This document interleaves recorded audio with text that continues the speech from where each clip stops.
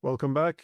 Today we are joined by Alistair Crook, Bienvenido de nuevo. former British Hoy nos diplomat acompaña and Alistair negotiator Crook, who spent un ex decades diplomático y working negociador on británico que pasó conflicts décadas and trabajando en political conflictos y en el Islam político en Middle Oriente East. Medio. He's También also es the el founder fundador and y director of director del the Conflicts Forum, and y we will dejaré un link enlace in en the la descripción a su Substack con su fascinante with análisis. his fascinating Así que, como analysis. siempre, gracias por volver al Thank you, as programa. always, for coming back on the program. No, siempre invitar sí.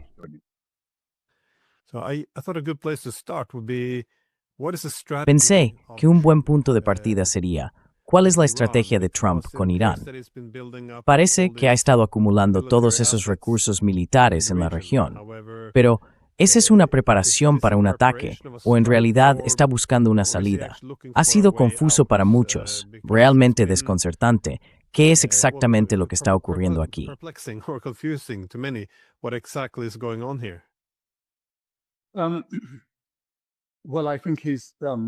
Bueno, creo que lo que él quería ha cambiado. Esa es una de las razones por las que ha sido un poco confuso. Al principio, cuando comenzó el descontento en Irán, lo vio como una oportunidad para un gran acontecimiento. Una victoria rápida, limpia, breve y sin complicaciones. Entraría, boom, saldría, como dijo, sobre el ataque a las instalaciones nucleares de Irán en junio. Ha estado buscando eso y pidiendo ayuda a los israelíes para identificar, por así decirlo, la oportunidad en la que pudiera llevar a cabo, bueno, yo lo llamo de forma algo grosera, una maniobra, algo parecido al ataque contra Maduro. Para él estaría bien si pudiera encontrar a alguien, un número 2 en Irán, un ataque que pudiera derribar al Estado para que otra persona tomara el relevo.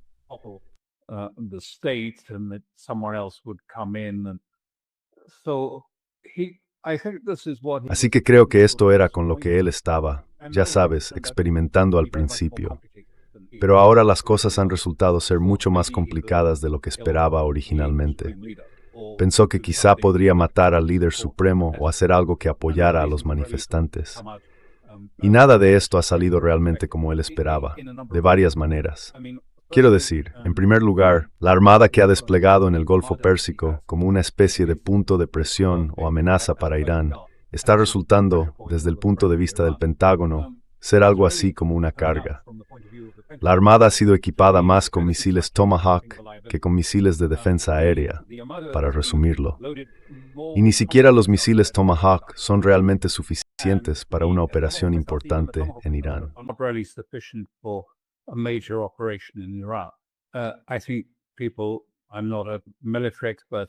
Creo que la gente, no soy un experto militar, calcula que hay entre 300 y 350 misiles Tomahawk a bordo de los dos destructores y del grupo de combate asociado.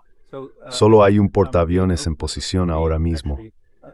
Así que creo que él esperaba que esto fuera realmente un punto de presión importante sobre Irán, algo que pudiera persuadirles de dar marcha atrás o lo que fuera.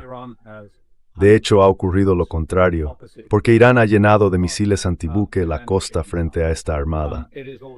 También ha poblado la zona, esas aguas, con submarinos. Tienen mini submarinos equipados con misiles antibuque y también lanchas rápidas armadas con misiles antibuque. Los misiles antibuque de los submarinos, aunque sean mini submarinos, pueden lanzarse mientras están sumergidos.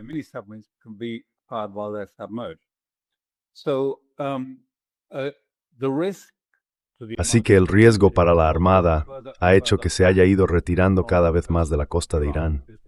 Se ha replegado debido al peligro de los ataques con drones. Y el número de defensas aéreas para, por así decirlo, un grupo de barcos como este es reducido. De nuevo, no soy experto en estos temas, pero me han dicho que quizá haya, ya sabes, entre 50 y 100 misiles defensivos por destructor, y un enjambre de 300 drones iraníes casi saturaría gran parte de ese sistema de defensa aérea, porque hay que disparar 2 o 3 misiles defensivos contra un solo dron. Así que una tormenta de drones sería problemática para ellos. Y los misiles antibuque a lo largo de la costa también son un problema. Es mucho más complicado que Yemen. Y aún así las fuerzas no son realmente comparables.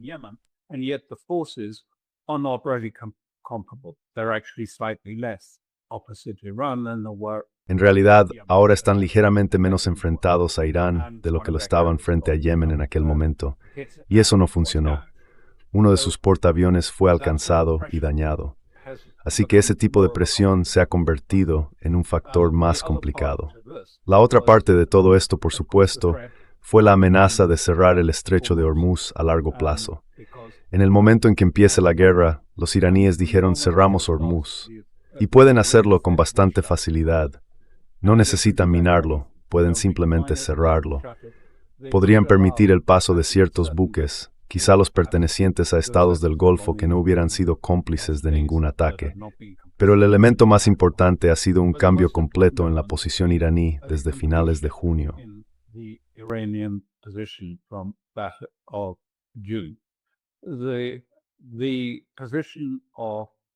La posición de Irán es sencilla. Cualquier ataque contra nosotros por parte de Israel o de Estados Unidos significa guerra total y el cierre de Hormuz, automáticamente. Así que Estados Unidos envió mensajes a través de intermediarios, sugiriendo primero, bueno, hagamos un intercambio simbólico.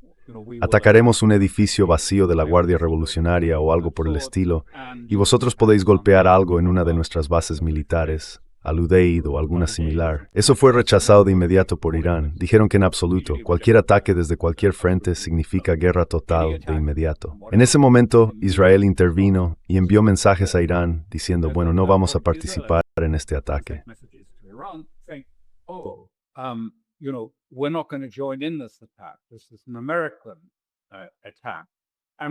Este es un ataque estadounidense y no participaremos, así que no esperamos que nos ataquéis. E Irán respondió, absolutamente no. Una vez que seamos atacados, en el mismo momento en que se produzca el ataque, comenzaremos la guerra por completo. Así que creo que Trump ha estado considerando varias opciones, intentando encontrar la grieta en ya sabes, el sistema de disuasión que Irán ha construido, algo en lo que pueda intervenir y atacar. Y también porque, ya sabes, el pretexto para un ataque ahora realmente no existe. Quiero decir, fue el propio Trump quien Nucleasan había sido eliminada. No hay protestas.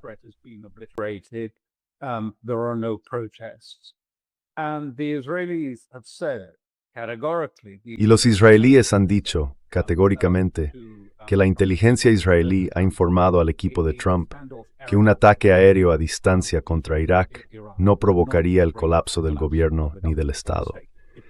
Esa es una evaluación característica de los israelíes, porque vieron lo que ocurrió durante la reciente insurrección dentro de Irán, que fue, por así decirlo, controlada, gestionada y organizada desde fuera de Irán, por los kurdos, los mujahidines de Khalq y otros elementos, en un intento de crear las condiciones para que lo que ellos consideran la casa de Dios de Irán se derrumbara. Y hasta los propios admiten que, como sabes, eso no ocurrió. It didn't happen.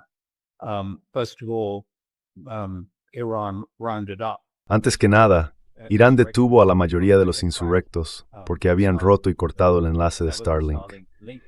Pero eso también les permitió, aparentemente, atrapar y arrestar a quienes tenían conexiones por satélite con el mundo exterior y estaban siendo, por así decirlo, dirigidos por controladores fuera de Irán. Así que han estado desmantelando gran parte de la red Shia Mossad en Irán. Puede que aún quede algo, pero ha sufrido un duro golpe durante este periodo. Y ahora no hay manifestaciones. Entonces, ¿en qué va a basarse Trump? Quiero decir, el tema nuclear. Incluso Israel dice que no es el problema. Even Israel says it's not the issue, and then there is Y luego no hay ninguna protesta a la que unirse.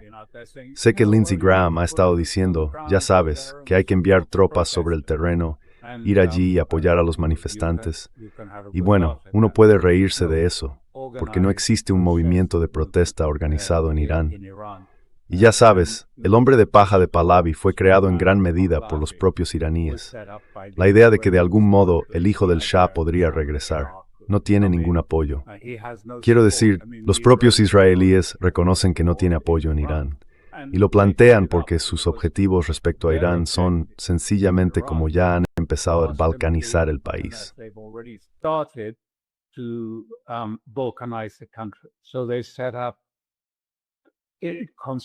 Así que establecieron constituciones para la zona kurda, la zona de Aman Shar y la zona Baluchi en Sistán, y luego, ya sabes, la zona azerí. El objetivo, sobre todo desde el punto de vista israelí, es desmembrar Irán y hacer que los iraníes se maten entre sí a lo largo de estas diversas líneas étnicas, más o menos como han hecho en Siria. Pero eso no resulta muy atractivo para Occidente, una guerra civil étnica como objetivo. Así que han promovido a Pahlavi porque eso suena y se vende bien en Europa y América. Creo que Trump sigue intentando encontrar una especie de operación rápida y limpia, pero se ha enredado a sí mismo. Ya sabes, se lanzó por completo diciendo que íbamos a atacar y que el apoyo estaba en camino.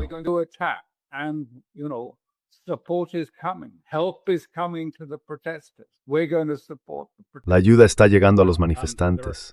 Vamos a apoyar a los manifestantes. Pero en realidad no hay mucho que él pueda hacer. ¿Qué podría hacer? Podría bombardear algunos edificios, algunos símbolos del Estado desde lejos, pero podría perder aviones. Podría, ya sabes, considerar que esto daña su armada, su mayor armada en el Golfo Pérsico. Así que es un dilema en el que se ha metido. Y creo que por el momento, el esfuerzo consiste en intentar encontrar una forma de revertir todo esto. Y los israelíes no están ayudando. Así que así están las cosas. Los israelíes, por así decirlo, realmente han puesto obstáculos para impedirle, si se quiere, avanzar hacia una salida basada en algún tipo de acuerdo nuclear.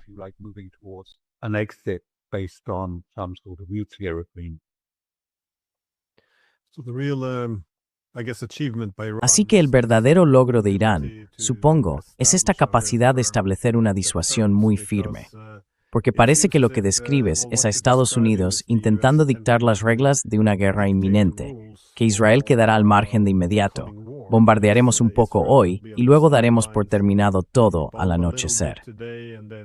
En esencia, esta disuasión también significaría negar a Estados Unidos cualquier control sobre la escalada, es decir, la capacidad de decidir cuándo empezar una guerra, cómo debe librarse y cuándo debe terminar. Pero lo que me resulta interesante es que muchos de los aliados árabes de Estados Unidos no quieren participar en esto de ninguna manera.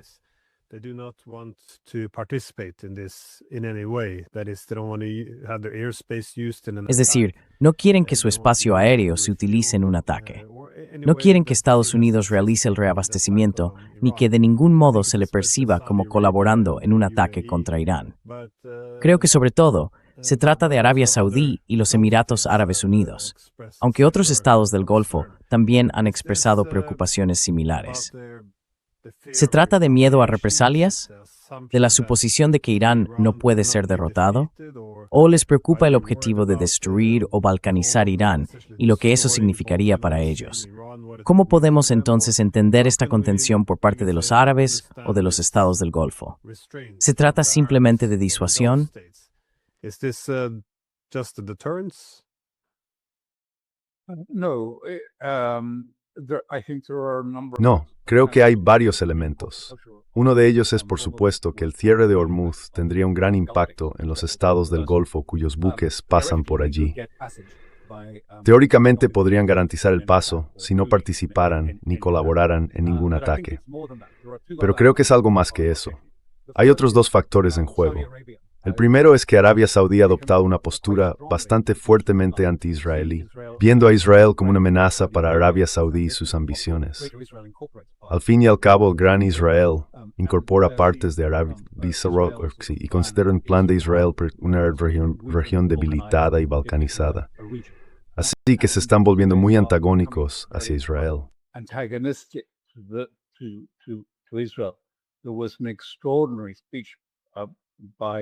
Hubo un discurso extraordinario del antiguo jefe de inteligencia de Arabia Saudí en el que describió a los israelíes sin rodeos como genocidas que matan a árabes y a otros.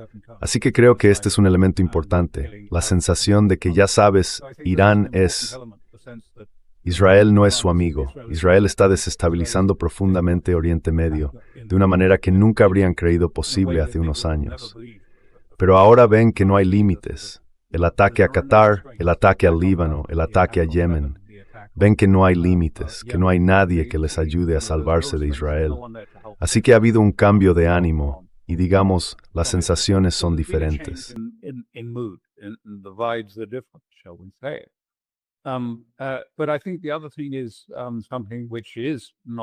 Pero creo que otra cuestión, de la que no se habla mucho, es que en Irak y en otros lugares, el Marja, los líderes del chiismo, las autoridades religiosas no elegidas a las que la gente sigue, han advertido que si hay un ataque contra el líder supremo, el Ayatollah Khamenei, se emitirá una fatwa que llamará a una yihad global obligatoria contra Israel y Estados Unidos.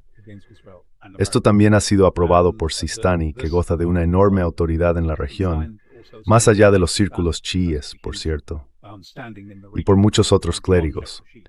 Muchos líderes de Hashd y otros han firmado certificados o declaraciones de martirio diciendo que desean convertirse en mártires por esta causa.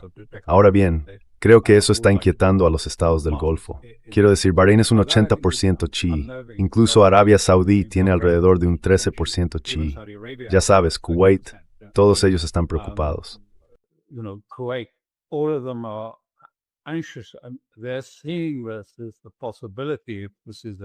Ellos ven esto como una posibilidad, que si esto se convierte en una gran guerra, podría desencadenar algo parecido a una primavera árabe. No exactamente lo mismo que la primavera árabe, pero ese tipo de agitación y sentimiento popular. Eso podría amenazar a sus propios emiratos y reinos, y así sucesivamente. Así que creo que ese es otro factor importante. Sin embargo, volviendo a lo que preguntabas, ¿cuál es el objetivo de Trump? Y sí, lo que está ocurriendo ahora mismo en Israel es que sus objetivos han sido trastocados e invertidos. Cuando Netanyahu fue a Mar-a-Lago el 28 de diciembre, presentó la nueva doctrina israelí. Y la nueva doctrina israelí era, escuchen, no vamos a decir nada sobre el tema nuclear. No estamos aquí para decir que Irán va a conseguir un arma nuclear en las próximas semanas. No estamos aquí para decir, oh sí, la bomba, la bomba.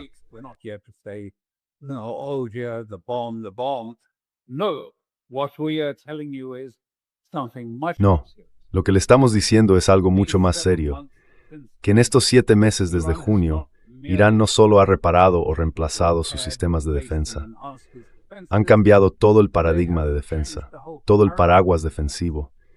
Es un paradigma completamente nuevo y representa una enorme amenaza, incluso en el ámbito nuclear, porque es tan amenazante para nosotros que, aunque tuviéramos información de inteligencia de que Irán estaba a punto de fabricar un arma nuclear, no podríamos hacer nada al respecto. Así que lo que tiene que hacer, señor Trump, es destruir la capacidad de armas balísticas de Irán.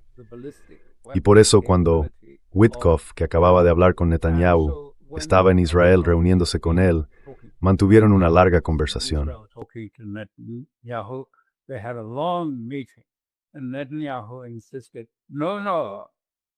Y Netanyahu insistió, no queremos que negociéis sobre la cuestión nuclear. Queremos un ataque al sistema de misiles balísticos, al sistema de misiles de Irán. Así que en realidad impediremos y nos opondremos a cualquier acuerdo sobre la cuestión nuclear si llegáis a uno. Ahora bien, no estoy seguro de que lo haya, porque las condiciones previas que Trump ha expuesto son inaceptables. La primera es que Irán tendría que entregar por completo todas sus reservas de uranio enriquecido. En segundo lugar, 0 enriquecimiento para siempre. En tercer lugar, severas limitaciones a sus sistemas de misiles. Y en cuarto lugar, cortar todos los lazos con Hezbollah, Hamas y todos sus demás aliados en la región.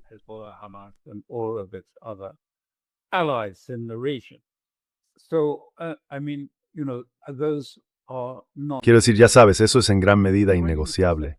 Los iraníes han dicho, mirad, hablaremos primero del tema nuclear, solo del tema nuclear, y luego si eso se resuelve, quizá podamos pasar a otros niveles de negociación. No dicen cuáles, pero insisten en que no. Tiene que ser el tema nuclear. No se puede empezar a hablar de misiles balísticos ni de nada más si no resolvemos primero esta cuestión nuclear. Y ya sabes, te pregunto, quiero decir, ¿está Trump dispuesto a ofrecer el levantamiento de todas las sanciones a Irán para volver a lo que fue el JCPOA de 2018? No me parece que eso pudiera considerarse una victoria dentro de la psicología de Trump, que quiere presentarlo como alguien fuerte.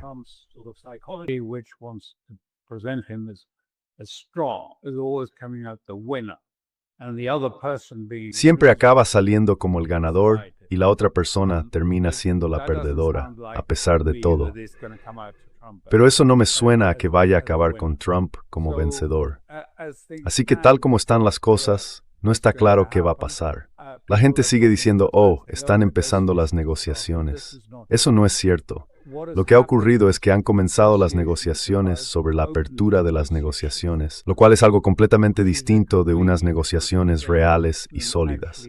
Así que hay conversaciones sobre si es posible, cuáles son los parámetros, cuáles son las limitaciones, cuál será el marco de negociación. Sí, eso está ocurriendo, pero las negociaciones propiamente dichas no han empezado y puede que no lo hagan.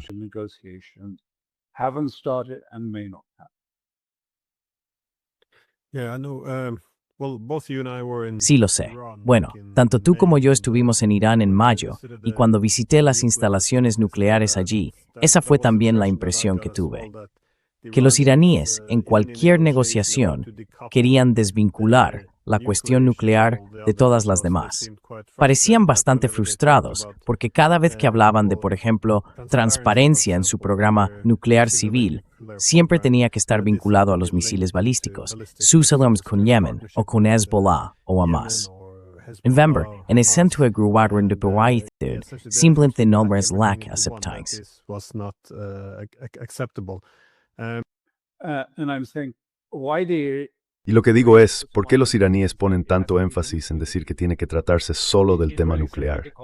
En realidad, es porque el acuerdo siempre ha sido un pacto nuclear y un levantamiento de todas las sanciones a Irán. No quieren que acabe dependiendo de otros factores. Esa ha sido la base de los entendimientos, esa es la base de las negociaciones del JCPOA. Así que, con Trump intentando añadir otros temas como los vínculos con Hezbollah, bueno, ¿cómo se definiría siquiera eso? Los lazos de Hezbollah se remontan a décadas atrás. No surgieron de la nada. 100 years, they actually founded the state. They took people from South Lebanon. Tomaron a gente del sur del Líbano, de sus casas en el Líbano, y establecieron el Estado. Quiero decir, ya sabes, de ninguna manera podía separarse.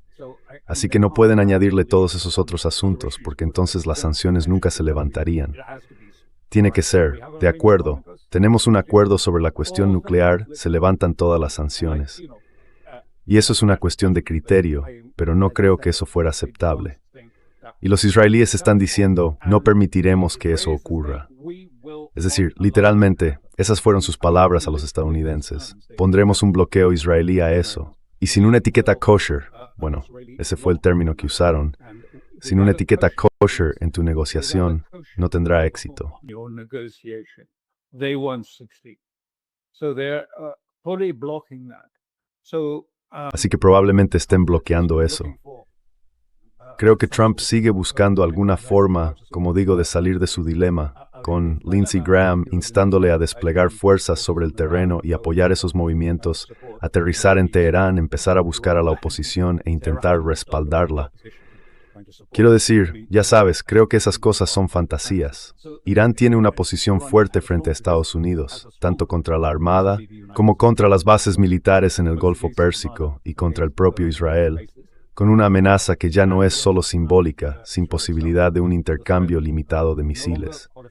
Está todo sobre la mesa. symbolic exchanging of missiles. All right. Well, it seems that in any, Bueno, military parece que en campaign cualquier against campaña Iran, militar contra Irán, would like a los to have estadounidenses les gustaría some, contar, as como you has said, dicho, some con opposition cierta or oposición allies o within aliados Iran to dentro de assist Irán que les them. So ayuden. this Así que insurrection esta is insurrección quite es important. bastante importante. What is it that we Pero ¿qué es actually lo que know about realmente this sabemos insurrection sobre now? esta insurrección Because, ahora? again, Porque there's de a nuevo battle hay una of batalla de narratives, and, narrativas. to be honest, Y, I para ser also don't sincero, have a no clear tengo una view visión clara of de the los actual hechos facts. reales. That is, Es decir, what ¿qué happened ocurrió en in Irán Iran durante during los the riots? disturbios? I mean, ¿Hasta how qué much punto was, tuvo un origen a interno en domestic términos de origin in terms of agitación? upheaval, ¿Y hasta and qué how much punto was fue directed dirigido desde el abroad? extranjero? I know it's Sé not que no es easy una for cosa o la always otra, have siempre hay un all the componente de both, but ambos. also when Pero we look at además, these ¿qué numbers opinas de that las are cifras que se han provided in dado terms of sobre how many cuántas personas people were murieron? killed, ¿Quién las mató? who were they ¿Ha killed by, desmantelado el has the Iranian gobierno government rolled iraní up a this, estos grupos armados de these oposición? armed ¿Qué opposition sabemos groups? hasta ahora? Well, what do we know so far? What we know about Lo que sabemos sobre esto es básicamente lo siguiente. Un número de insurgentes entrenados, formados por los estadounidenses en Armenia, en su base donde tienen alrededor de 3.000 miembros del MEK en entrenamiento, y kurdos de Erbil, así como kurdos que estaban siendo entrenados por los estadounidenses en el noreste de Siria. Estos fueron los principales componentes, junto con algunos baluches, aunque los baluches no desempeñaron un papel importante en ello. Entraron, fueron infiltrados y luego controlados desde el extranjero. Fueron insertados en la provincia de Kermanshah. Los kurdos entraron por corredores en Kermanshah y Turquía proporcionó información de inteligencia a Irán sobre sus rutas y los corredores que estaban utilizando. Así que la mayoría de ellos, muchos de ellos, fueron asesinados o arrestados al llegar. Creo que unos 400 o 500 entraron allí.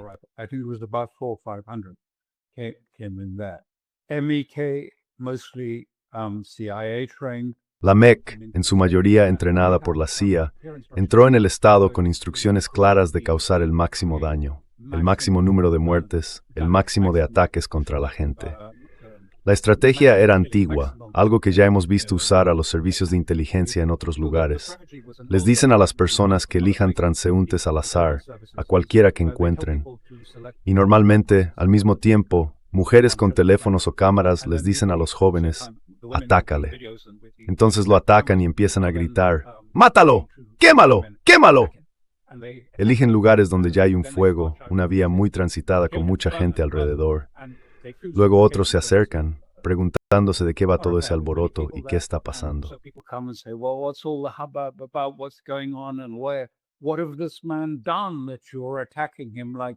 ¿Qué ha hecho este hombre para que le ataques así? Y luego suele haber alguien en una azotea que dispara contra la policía o los servicios de seguridad cuando llegan.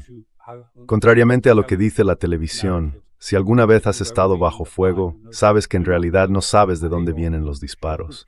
Así que todo se vuelve caótico, y fue muy cruel. Los asesinatos fueron mucho más brutales. A los jóvenes se les pagaban unos $10 por ir y matar a alguien en la calle. A los hombres mayores se les pagaban $5 por prender fuego a los cubos de basura o atacar ambulancias y romper los parabrisas. Había muchas fuerzas de seguridad implicadas, y la mayoría de los muertos eran miembros de las fuerzas de seguridad y de la policía debido al intercambio de disparos.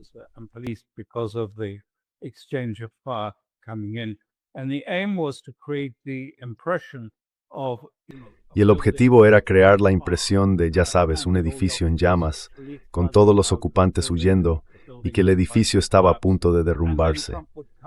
Entonces Trump entraría con un ataque y todo se derrumbaría y caería.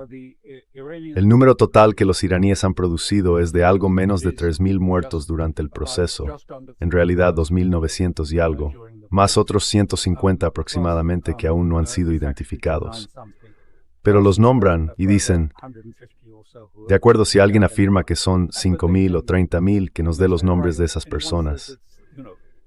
Han nombrado a todos los que murieron en esto, excepto, como dije, a unos pocos. Una de las cosas que hicieron los manifestantes fue quemar viva a la gente.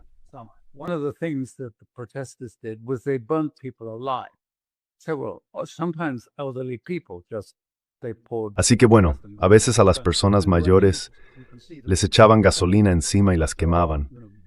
Y hay imágenes, se pueden ver si uno tiene estómago para ello. Hay videos, puedo dar fe de ello, de que esto ocurrió, personas siendo incendiadas. Era el mismo manual de la gestión de la barbarie. Este es el tipo de cosas que hacía el ISIS cuando entró en Irak, en Mosul. Eran simplemente salvajes. A cualquiera que vieran y no les gustara le cortaban la cabeza. Fue realmente terrible. Recuerdo haber hablado con una chica joven que había venido de Mosul cuando yo estaba en Irak, en Karbala. NF Supported Youth.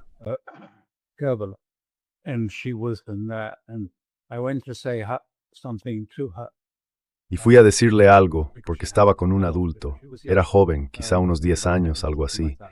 Y le dije, ¿cómo te llamas? Y me miró con la mirada vacía.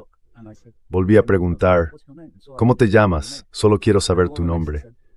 La mujer que estaba a mi lado dijo, no ha dicho una palabra desde que vio cómo masacraban a toda su familia en Mosul. Mataron a todos sus hermanos, a sus hermanas y a sus padres delante de ella. No ha pronunciado ni una sola palabra desde entonces. Así que esa imagen de este tipo de tácticas de violencia extrema creó una situación en la que parecía que todo el tejido del Estado se estaba desmoronando. Fabric of the state was coming apart. Now even the Israeli state, well, look, Ahora, incluso el Estado israelí, bueno, mira, no hubo deserciones. Ninguna por parte del liderazgo político, del Parlamento. Nadie se levantó para condenar al gobierno o al Estado. No hubo deserciones de la Guardia Revolucionaria, ni del Ejército, ni de la milicia Basij. Todas las instituciones y estructuras del Estado permanecieron intactas durante ese periodo. Y eso se puede ver en la prensa israelí. Es decir, si la revisas, verás que la inteligencia israelí dice que no funcionó. Quiero decir, simplemente no las hubo. Israeli intelligence saying it didn't work. I mean, there wasn't. And what is more, their intelligence assessment was Y además, su evaluación de inteligencia fue que esto ni siquiera se acercaba a derribar al Estado. Y además jamás, nunca habría derribado al Estado. Y esa frase final fue reveladora. Decía en esencia que quizás se trataba de una mala decisión de inteligencia, un mal análisis de la situación, al pensar que Irán podría desmoronarse de esa manera. Y esa es la evaluación de inteligencia del aparato de seguridad israelí. Probablemente se transmitió a Trump, por eso no sabe qué hacer, y por eso está en un aprieto. Y está en un aprieto por otras razones, porque las cosas no pintan bien. Además, ya sabes, los problemas en el estrecho de Hormuz, los problemas en el frente petrolero, podrían fácilmente provocar una venta masiva en los mercados. Sé que estás siguiendo muy de cerca lo que está ocurriendo con el dólar, el oro y la plata.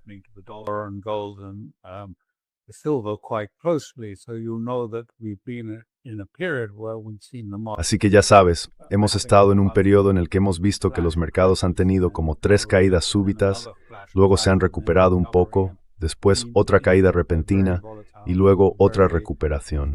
En resumen, son muy volátiles, muy febriles, y por tanto ya sabes, una guerra cultural repentina casi podría ser suficiente. No digo que lo sea, pero podría fácilmente hacer tambalear los mercados. Y para Trump, ya sabes, lo fundamental es la apariencia. Eso es lo que importa. Tiene que parecer bien, tiene que parecer que es fuerte, que ha surgido como la figura dominante en este proceso. Y gran parte de esto depende, de cara a las elecciones de mitad de mandato para él, de que los mercados sigan subiendo y disparándose. Y ahora están tan sobrevalorados en comparación con los niveles históricos que ya sabes, hay temblores en los mercados, así como en el mercado de deuda.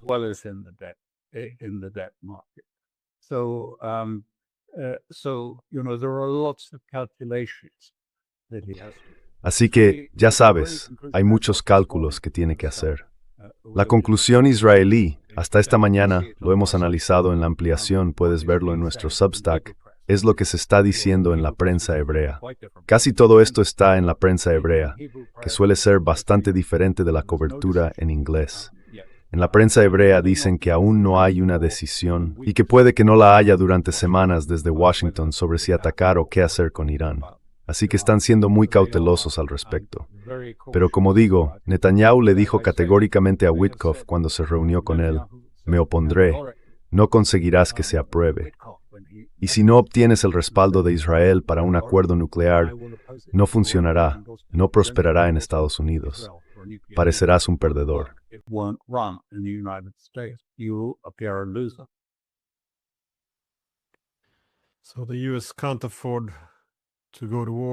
Así que Estados Unidos no puede permitirse ir a la guerra y tampoco puede permitirse retirarse sin perder prestigio. Es difícil predecir cómo se desarrollará esto. Solo como una breve pregunta final, dado que la disuasión de Irán se basa más o menos en lanzar un ataque a gran escala y prender fuego a la región, atacando también las bases estadounidenses e Israel, ¿hasta qué punto podría esto implicar a Rusia, China, Pakistán u otros? No necesariamente de forma directa, pero si esta guerra no se limita a un intercambio de misiles entre Estados Unidos e Irán, de repente, muchos otros grandes poderes verán afectados sus intereses.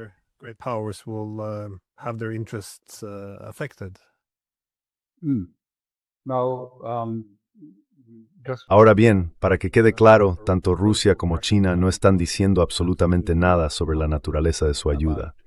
Pero el ambiente, no puedo decir que esto sea en el Kremlin porque no lo sé, pero el ambiente, por ejemplo, en la Duma, el Parlamento ruso, es que resulta inaceptable permitir que Irán sea aplastado por lo que ellos llaman la apisonadora de América primero, porque entonces empezarían a aplastar a otros estados también.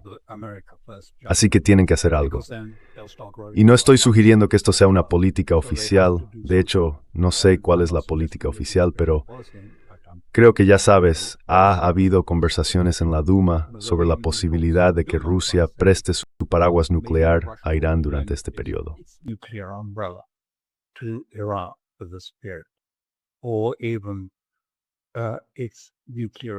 O incluso que sus barcos equipados con armas nucleares deban estar estacionados en alta mar.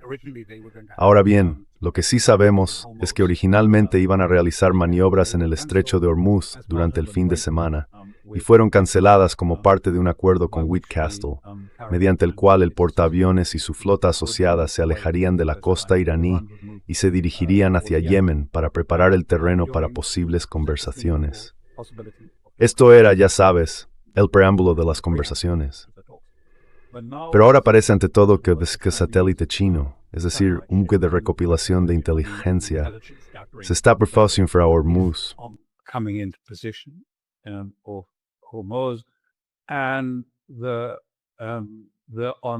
Y no va a haber ejercicios conjuntos entre China y Rusia.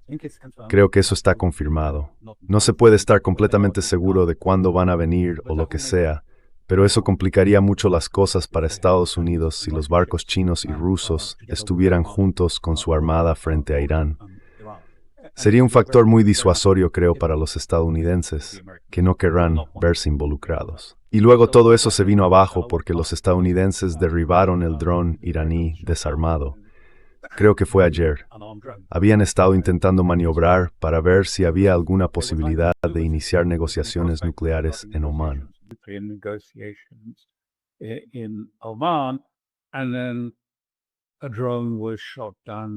Y luego un dron fue derribado por el USS Lincoln porque dijeron que era el dron que había estado allí siguiendo al portaaviones estadounidense desde el principio. No representaba una amenaza para el portaaviones. ¿Quién dio la orden? No lo sé. Imagino que debió de ser una orden de CENTCOM, en última instancia.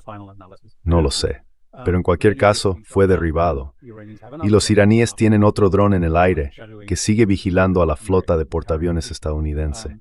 Así que, ya sabes, si entran en juego buques rusos y chinos, la situación se va a complicar.